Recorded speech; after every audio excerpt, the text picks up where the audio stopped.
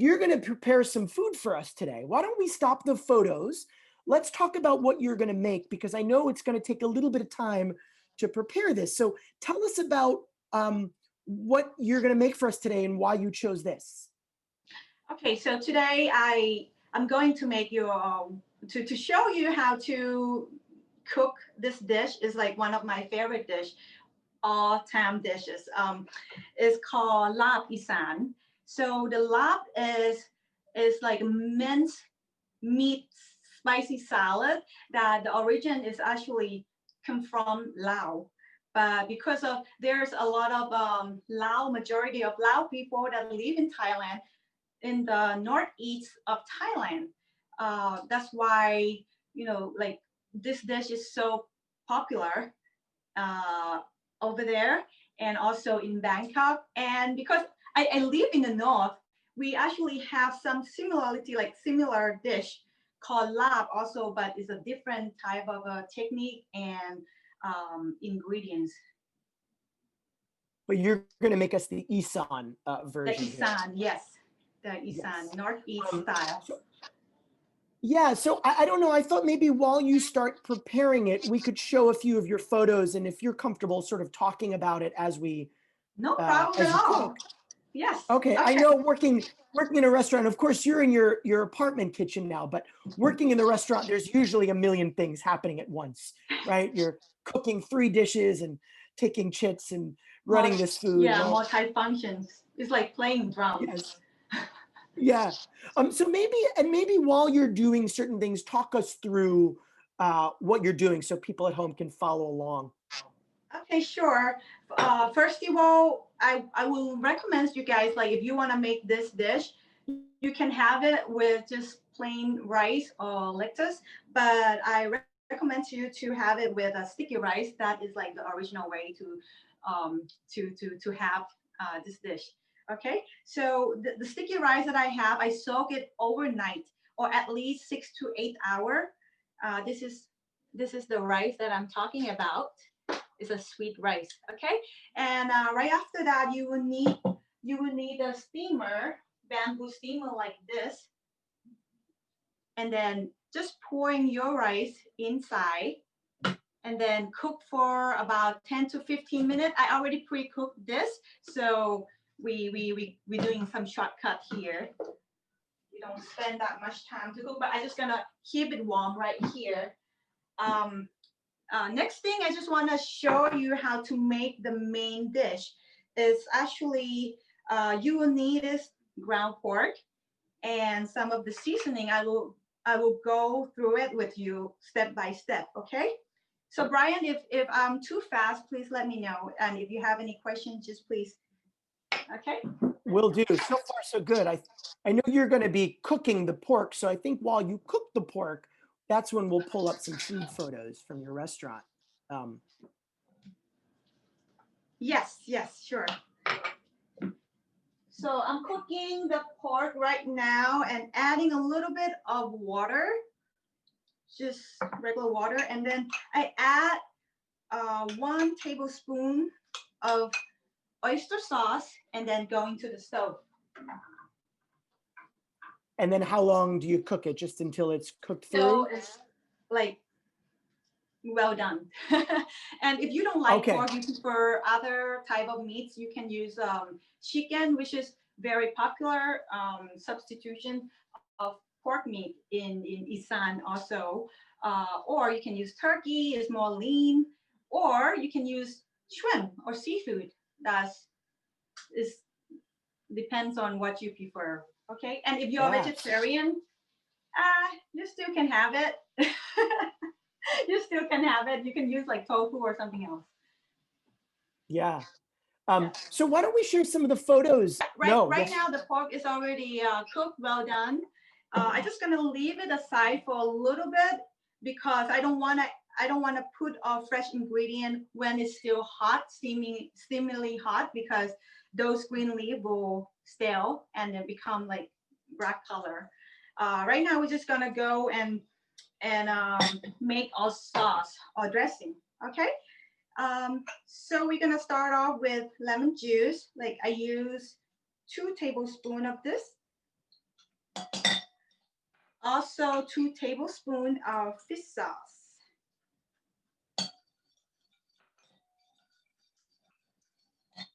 And here, what you see here is actually the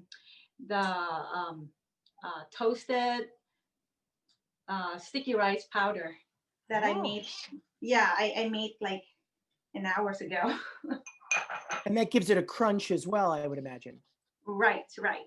And I use like a Thai dry chili pepper. You can use like those chili flake if you want.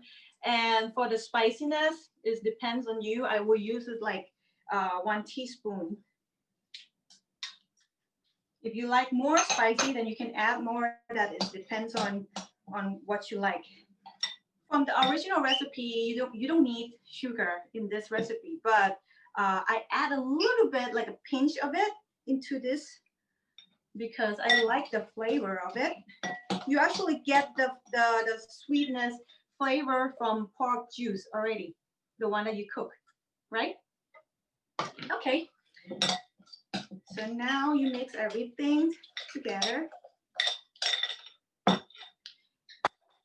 And now we're gonna go the next step to cut the lemongrass thin slices. So I'm curious how often you cook food like this in your apartment. Is it pretty? Never. Trust me, chefs don't like to cook at home. I know. Trust me, it's the like, like that is the last thing that you want to do. I order takeout a lot because I don't want to clean after my mess. Of course. It's a lot of work, trust me. And in Greenpoint and Williamsburg, you have a lot of great places to do takeout. A lot of good restaurants around here, included Baoburg too. Of course, yes. But you don't order from Baoburg very often, I'm sure. So a question from the audience, which cuisines have most influenced your cooking outside of Thai food? Which cuisines? Okay, that's a good good question. I actually admire and love Spanish food. And I didn't like really learning or go to school for that, but because of I've been working with Spanish people in my kitchen, they teach me their family recipe of cooking, like those beans and rice and taco and stuff. I like to use those techniques too. And I actually used to serve one bao buns that served with like the dark chocolate mole sauce. Oh wow! In my restaurant, yeah. Beside the French cuisines that I graduate and learn from.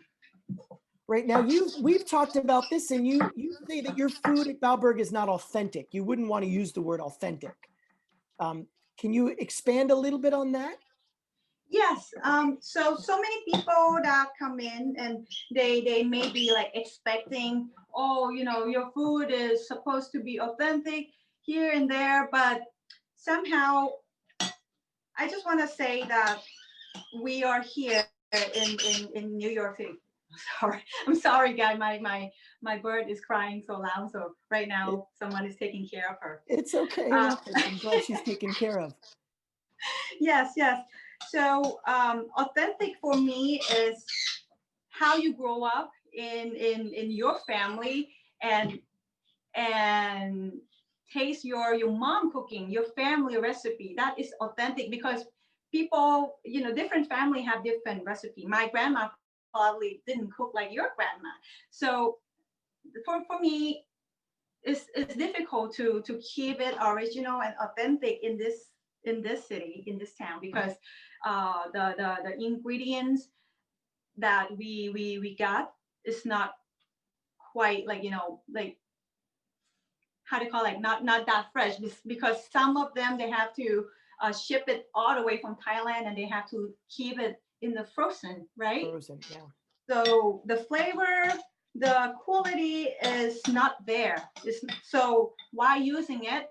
Why don't we just find some fresh ingredient around here and maybe we can use it a little bit of twist and still taste the same or similar to it, right? Absolutely. Yeah. So you've made the dressing here, and we are going Yes, to I'm making the share it. dressing.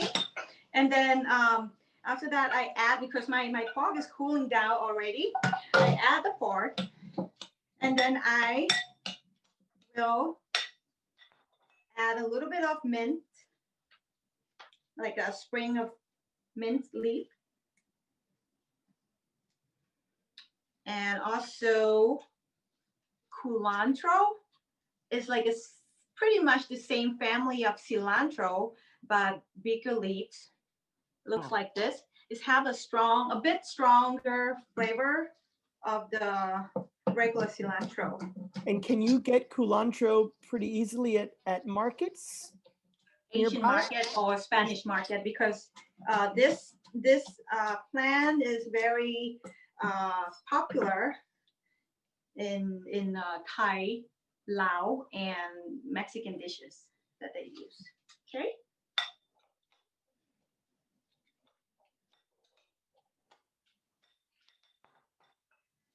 Don't forget to add this kaffir alarm leaf. You can get it in like an Asian Thai supermarket, or maybe like a Chinese supermarket also have it too. I julienne it very thin slices.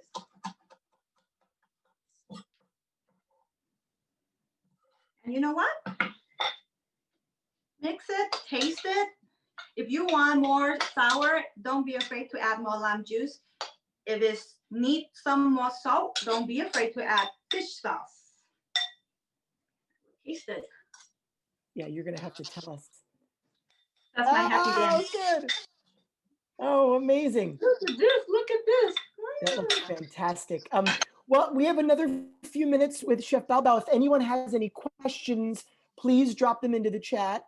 I also want to just, this episode is all about the future of Thai cuisine. So do you have any sort of ideas? What do you think is next for Thai cuisine in the United States? So I think, and I believe that, because there's like so many young generation that come here and wanted to work in the kitchens and wanted to represent Thai food. I think that it will be more and more of new Thai restaurant, maybe like a fusion type of a restaurant. But I wanted to see that they still keep the original of and the classic of Thai food. Just make sure that you respect the authentic before you recreate. Don't be I'm saying, like, don't be afraid of to be creative, but just don't forget what is, the classic that's supposed to look like. Absolutely. I love that. We also have a question from Cece who asks, how do they keep their herbs or Thai basil fresh in the refrigerator without browning? When you put Um, those, how do you keep herbs like Thai basil? How do you keep them fresh? Should you put them in the refrigerator? Because okay, sometimes they get so brown very quickly. yes, so for basil, they don't like too hot weather, and they don't like cold. Those basil, it doesn't matter what type of basil, Thai basil, holy basil, keep it in like a room temperature. If you put it in the fridge, it's too cold, they will become black and brown. Yeah. Question from Chef Nongkrin. Do you make your own bao? Yes, I make my own baos. The recipe I can share with you if you want to. Yeah, I mean, I'm sure that would be fantastic. We could add that to our the recipe that you shared with the Larb. So yeah, we'll make sure we do that afterwards. And the sticky rice. Yes. Um, So now it's here's my two main dishes. looks Look. amazing. Just in time for lunch here on the East Coast. Um, so this is amazing. I do feel like before we say goodbye, we should say hello to Kiwi and Mango if they're feeling up to it. Sure, just give me 1 second, okay? Okay, Kiwi and Mango are the two birds who often make appearances in the back garden of Baoburg. So there they are, kiwi and mango. Oh, they're so cute. Yay, Kiwi, say hi. And you can Mango. probably guess which one is kiwi and which one is mango based on their coloring. By the color, yes. Yeah, of course. And you said they do come to the restaurant, the outdoor area of the restaurant sometimes. That is their favorite spot. I You will bet. see them, and if you get to see them in my restaurant, don't be afraid to say hi and like come and play with them.